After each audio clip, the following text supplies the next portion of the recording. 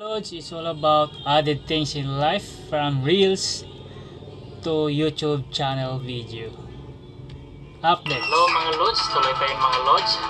Bilang dagdag babala o paalala sa aking mga content reels na ginagawa ay base lamang sa ating mga nakikita sa paligid, sa social media at sa mga realidad ng ating buhay.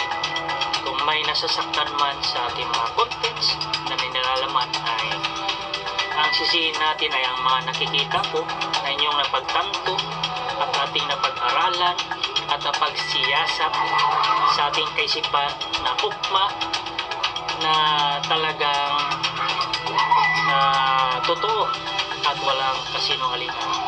So we are based in the truth para lahat ay ma-aware sa ating kapanahonan sapagkat mayroon tayong nakikita na hindi na ukma sa ating pamumuhay, no?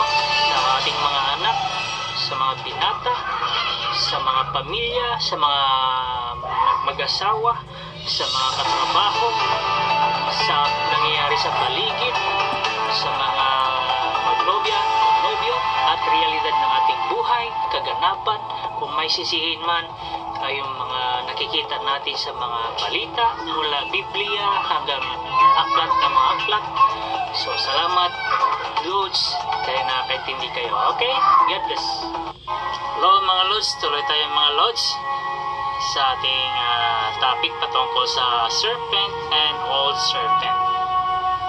So they are the same character of Satan, Lucifer, devil, demons, Diablo, or any other god, small god here inside the universe. Okay, once you discern already the hands of God here on earth, like greater than Solomon, as greater or more than Solomon, according to Revelation chapter 21 verse 9. And there are many people obeying His commands.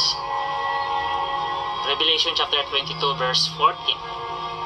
Then, those all feedbacks and backbitings and backbiters or twisters, all His words of the hands of God, especially these nations.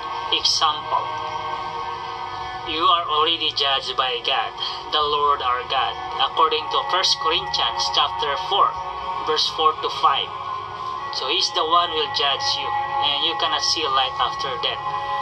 Revelation chapter 21, verse 8. So all backbiters, twisters, and accusers against the hands of God in these days, you are going to hell. Okay mga Lods, ako nga pala si DG Volmagiro ang nagsasabi patungkol sa ating news updates patungkol sa Mystery of Mysteries. Okay mga Lods, sa inyong mga nakikita at naririnig sa aking mga contents ay isa lang masabi ko,